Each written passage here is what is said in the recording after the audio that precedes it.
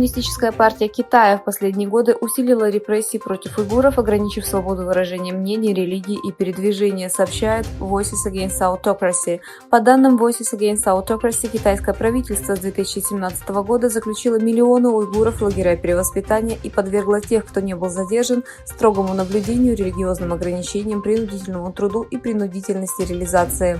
Все это считается западными исследователями крупнейшим лишением свободы группы меньшинств со времен Холокоста. Уйгурский парламентарий Арфея Эри, которая начала привлекать внимание на японской политической сцене, сказала в интервью Time: «Уйгуры переживают одно из самых серьезных нарушений прав человека нашего века. Я думаю, что это ситуация, которая проверяет отношение мирового сообщества к нарушениям прав человека». Китай отреагировал на упоминания по таким вопросам, как Тайвань, Восточное и Южно-Китайское моря, Гонконг, Восточный Туркестан, Тибет, ядерное оружие и экономическое давление на саммите стран G7 в Хиросиме.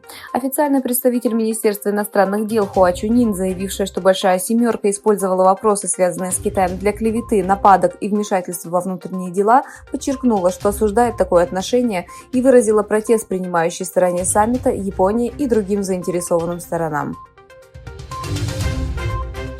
На Женевском саммите по правам человека и демократии выступил президент Уйгурского конгресса Далкун Иса. Он рассказал о борьбе против китайских преследований, о том, что случилось с его собственной семьей, и о политике геноцида КПК в Восточном Туркестане.